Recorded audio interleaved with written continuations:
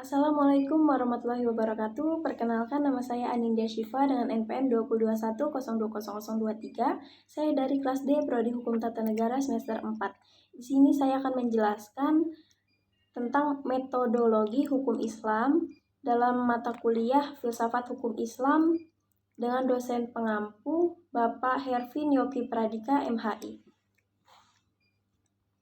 Objek dan subjek hukum Islam. Hukum dalam konsep ilmu usul fiqh dibagi dua macam, yaitu hukum taklifi dan hukum wadai. Secara terminologi, hukum adalah kitab Allah yang berhubungan dengan perbuatan mukallaf dalam bentuk al-iqtiqa, at-takhir, dan al-wadai. Yang maksud dengan kitab adalah firman Allah yang berupa perintah-perintah atau langgaran-langgaran. Juhaya S. Praja menyebutkan kitab sebagai al-muhtabih, yakni produk dari kitab yang berupa perbuatan hukum. Juhaya S. Praja juga mengatakan bahwa yang dimaksud dengan al-iqtiqa imperatif ialah tuntutan untuk melakukan sesuatu perbuatan atau untuk tidak melakukan sesuatu perbuatan. Jika tidak dilaksanakan akan mendapatkan dosa dan siksaan disebut dengan wajib, sedangkan tuntunan yang harus ditinggalkan jika dilakukan akan berdosa dan mendapatkan siksaan disebut dengan haram. At-takhir atau fakultatif ialah apabila hukum memberikan pilihan kepada mukallaf untuk melakukan sesuatu perbuatan atau tidak melakukannya, yang disebut dengan mubah.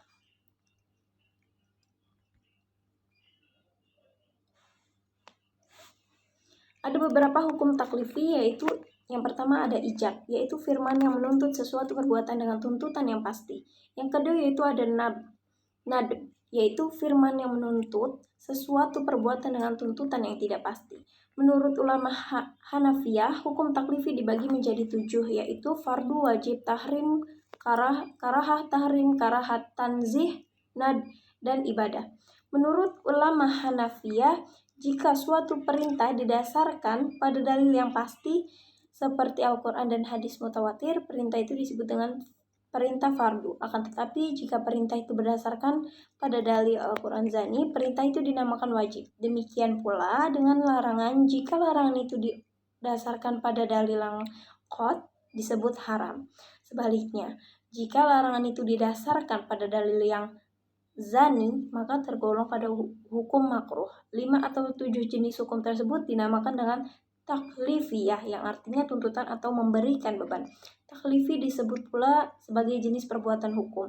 Hukum wadi ialah firman Allah yang menjadikan sesuatu sebagai sebab adanya yang lain, atau sebab syarat yang lain, atau sebagai penghalang adanya yang lain. Hukum wadai dibagi 3, yaitu sebab, syarat, dan mani.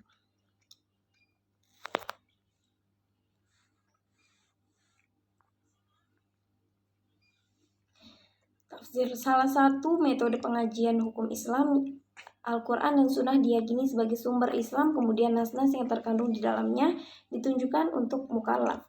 Al-Quran sebagai sumber hukum Islam. Ada kalanya ayat-ayat tersebut saling menafsirkan karena adanya munasabah al-ayah, tetapi tidak jarang ayat-ayat tersebut membutuhkan hadis untuk menjelaskannya atau melalui pendekatan ijtihad yang sepenuhnya menggunakan rasio. Ijtihad sebagai metode penggalian hukum Islam. Ijtihad berasal dari kata jahda, artinya al-maqayyah, sulit, berat, susah, atau sukar.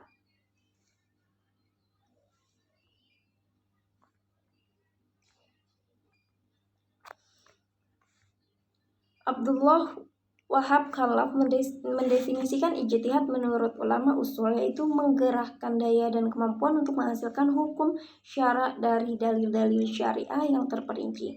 Dari semua definisi tentang ijtihad tersebut di atas, dapat disimpulkan bahwa ijtihad itu adalah satu pengerahan akal pikiran para fuqaha atau usuliyin. Yang kedua yaitu menggunakan akal dengan sungguh-sungguh.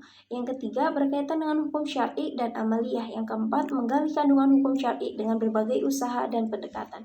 Yang kelima dalil-dalil yang ada dirinci sedemikian rupa sehingga hilang kezaniannya. Yang keenam yaitu hasil ijtihad berbentuk fiqh sehingga mudah untuk diamalkan. Sekian materi yang dapat saya sampaikan, kurang lebihnya saya mohon maaf. Terima kasih. Wassalamualaikum warahmatullahi wabarakatuh.